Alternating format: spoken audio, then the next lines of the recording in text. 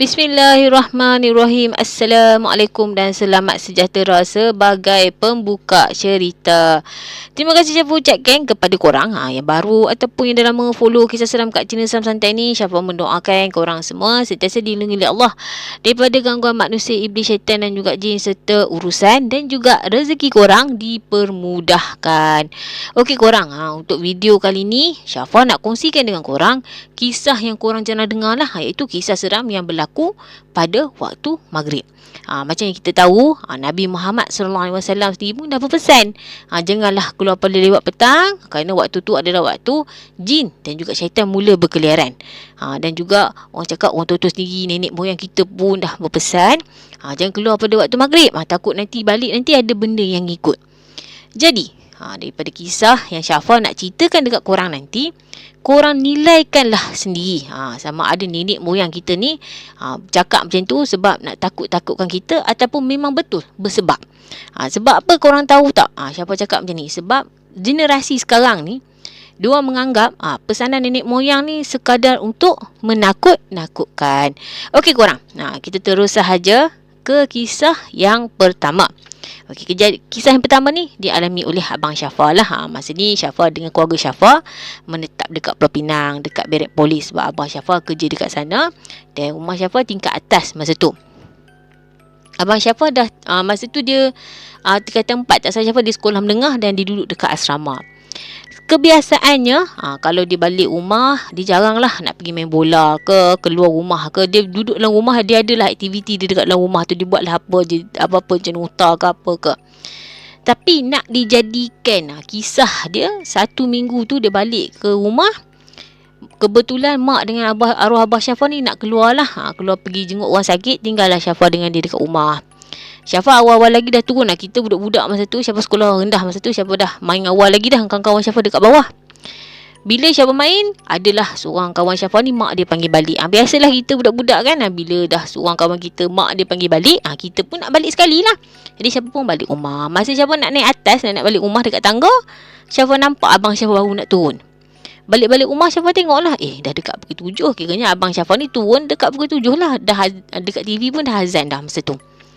Dia balik, abang Syafa balik kiranya lepas pada maghrib lah. Lepas arwah abang Syafa dengan mak Syafa balik, dia pun baru balik masa tu. Malam tu dia tengok TV dekat luar. Kalau dia nak balik asrama esok tu, malam tu dia akan tengok TV lah dekat luar sampai pukul 1-2 pagi dekat ruang tamu. Syafa tidur dekat dalam bilik. Dia rumah flat ni kecil tau. Dia kalau kata bilik tu ada 2 bertentangan. Lepas tu kalau kita duduk kat ruang tamu, kita akan nampak dekat dalam bilik. Kalau kita duduk dekat dalam bilik, kita nampak dekat ruang tamu. Malam tu abang Syafa tengok TV, dia dalam gelap lah. Kira cahaya TV tu adalah sama-sama jugalah masuk dekat dalam bilik. Masa Syafa tengah tidur, yang Syafa ingat, Syafa tersedar tau. Dan bila Syafa tersedar, Syafa nampak ada 2 lembaga hitam, satu besar dan juga satu kecil. Dia duduk dekat, dia tengah macam mencari sesuatu tau dekat katil abang Syafa. Lepas tu kan, dia tak jumpa apa yang dia cari. Dia keluar lalu depan katil Syafa, dia pergi kat ruang tamu dan Syafa pun terus tidur balik. Lepas beberapa minit ke, tak tahulah, mungkin Syafa rasa beberapa jam lah, telefon rumah berbunyi. Mak Syafa jawab dan yang Syafa dengar mak Syafa ni kejutkan arwah abang Syafa, bagi tahu yang abang Syafa ni dah ada dekat rumah sebelah.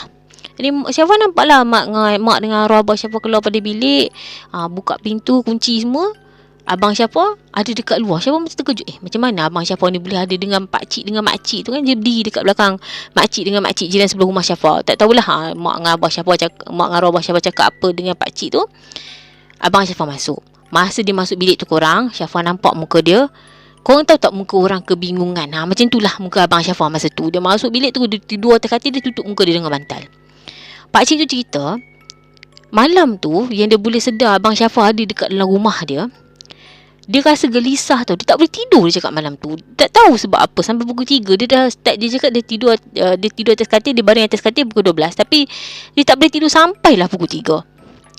Bila dia sedar, pasal apa kan, kenapa dia tak nak tidur. Jadi dia pun bangun pergi tengok. Tengok kat bilik anak-anak dia. Kot-kot lah anak dia ni tidur, tak buka kipas ke, tak pasang buat nyamuk ke. Anak dia masa tu 3 orang, 2 orang perempuan, 1 orang lelaki, semuanya sekolah rendah. Tiba-tiba masa dia jenguk kat bilik anak dia tu, ada seorang lelaki besar duduk bersila. Takkan masa dia cakap, takkan anak dia yang lelaki tu besar macam tu, sebab anak dia kan sekolah rendah. Abang Syafa masa tu dah sekolah menengah. Dia buka lampu. Dia cakap dia terkejut je nampak Abang Syafa ni duduk bersila tengah-tengah anak dia tidur atas komputer ni, atas tutu. Abang Syafa pun bersila atas komputer tu juga. Dia tanya Abang Syafa, macam mana Abang Syafa ni boleh masuk dalam rumah dia, tidur dengan anak-anak dia? Dia tengok pintu luar. Tengok pintu luar berkunci. Macam mana Abang Syafa boleh masuk? Jadi esok tu, Syafa dengan arwah Abang Syafa ni suka mengikut arwah Abang Syafa. Pergilah ambil air penawar. Sebab mak Syafa ni, dia macam kalut jugalah. Takut Abang Syafa ni balik asrama, nak dijadikan cerita pula. Makhluk halus tu tak puas hati dengan Abang Syafa lagi ke apa ke. Dia angkat pula Abang Syafa ni pergi letak kat mana-mana. Jadi mak Syafa kalut lah masa tu. Bila sampai dekat rumah pak kawan arwah Abah Syafa tu, Syafa ingat lagi cara pakcik tu. Pakcik tu dia tengok guna daun sirih. Dia tengok guna daun sirih. Dia cakap, Abang Syafa ni masa dia duduk berlari-lari kerja bola dengan kawan dia tu, dia dah terlanggar anak hantu. Ataupun orang cakap anak makhluk halus lah. Sebab tu makhluk halus tu marah dia.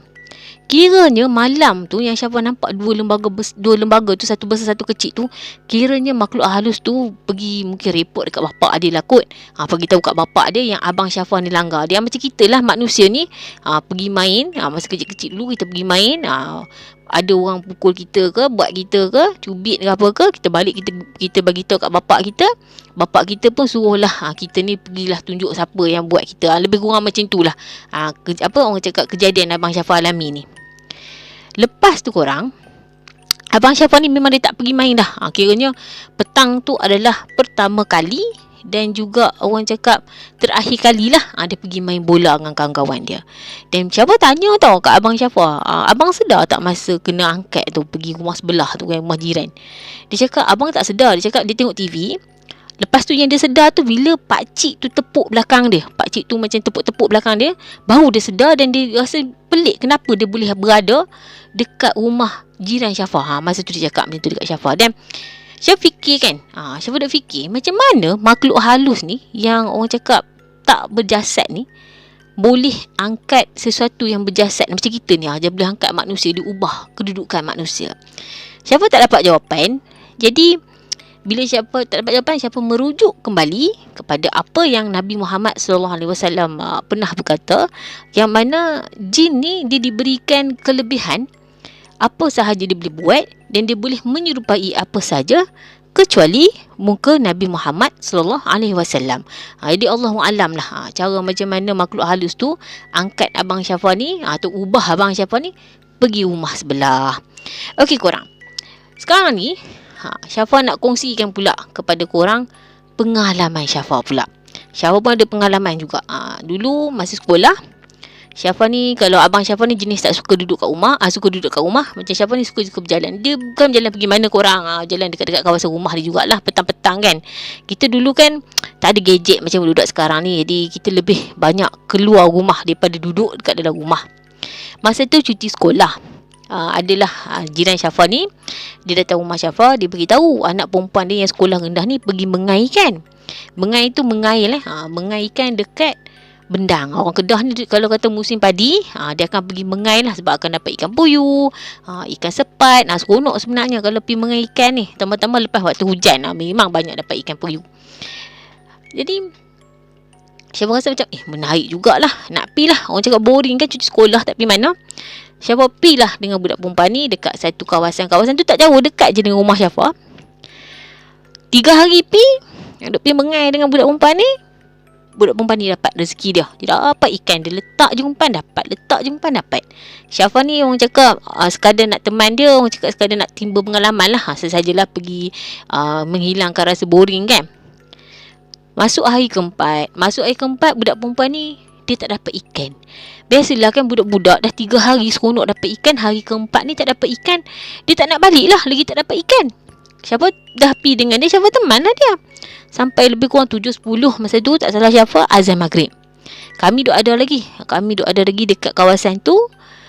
duk cerah lagi. Jadi macam orang cakap, bila cerah dia tak nak balik lah. Sampai gelap barulah kami balik. Esok tu Syafa mula sakit pinggang. Syafa memang ada masalah dengan tulang belakang Syafa daripada Syafa sekolah lagi. Jadi Syafa tak ingat lah benda ni berkaitan dengan benda-benda mistik ataupun paranormal lagi masa tu. Syafa anggap Syafa sakit pinggang sebab Syafa duduk lama. Duduk pergi mengai ikan tu duduk lama. Tapi seminggu juga tau sakit tu tak hilang. Selalunya kalau sakit pinggang ni Syafa bubuh, orang cakap sakit belakang ni bubuh minyak ke urut-urut sikit okey dah. Tapi seminggu Syafa maku buat doktor pun tak jalan, tak okey. Sakit lagi, dia sakit dia on off tu korang. Dan bila malam tidur rasa belakang badan ni panas. Ada rasa macam ada benda-benda bergerak. Jadi mak Syafa ni mula susah hati lah sebab kan dah seminggu Syafa duduk sakit pinggang on off pula tu, sakit belakang. Dia ceritalah dekat seorang kakak ni. Kakak ni dia asal dia duduk dekat kampung. Lepas tu bila suami dia tukar kerja dekat sini, kena tukar dekat sini, dia duduklah menyewa dekat sini. Dia ni, dia cakap dia memang suka mengai ikan. Jadi orang cakap pengalaman dia banyak lah. Jadi mak Syafa cerita dekat dia, dia pun cakap mungkin ada benda yang mengikut ataupun melekat kat pinggang Syafa. Sebab dia kata adik dia pernah jadi macam tu juga. Mak Syafa pun rasa, mak Syafa ni macam orang cakap dia tak adalah macam nak kata tak percaya benda-benda gaib ni kan. Dia percaya. Dia cakap berkaitan dengan benda gaib ni dia percaya. Dia pun tanyakan kawan dia yang lain. Mujurlah ada seorang makcik ni. Kawan mak Syafa ni dia kenal lah dengan seorang makcik yang boleh berubat ni. Dekat je dengan rumah Syafa. Mak Syafa call. Cakap nak pergi rumah. Nak bawa Syafa pergi berubat. Dia suruh bawa 1 botol air. Kebetulan makcik ni pun cara dia tengok guna daun sirih juga. Makcik tu cakap dekat Syafa, yang belakang Syafa ni ada anak hantu melekat. Kiranya anak hantu tu duduk belakang Syafa. Korang bayangkan, seminggu korang Syafa makan, tidur, mandi dengan anak hantu tu.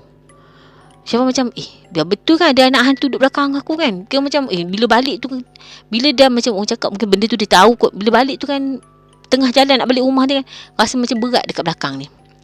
Makcik tu dia buat dia macam bacalah beberapa ayat dekat beberapa helai daun sirih. Lepas tu dia buat air, bagi Syafa minum. Dia cakap dekat mak Syafa, kunyah sirih ni betul-betul tepat pada waktu maghrib, duduk depan Syafa, kena duduk depan pintu. Kemudian mak Syafa ni kena sembuh. Sirih ni belakang Syafa, kemudian tutup pintu. Balik rumah tu Syafa buat lah. Alhamdulillah korang 3 hari, bukan 3 hari, sekali je buat macam tu, terus okey. Yang lain tu kena lumur sirih dekat belakang badan, dan tu sajalah. Dia lepas tu korang ada jugalah budak perempuan tu ajak lagi Syafa pergi mengai kat kawasan tu. Syafa pergi mengai kat kawasan tu kan, Syafa cakap kat dia tak mau pi lah.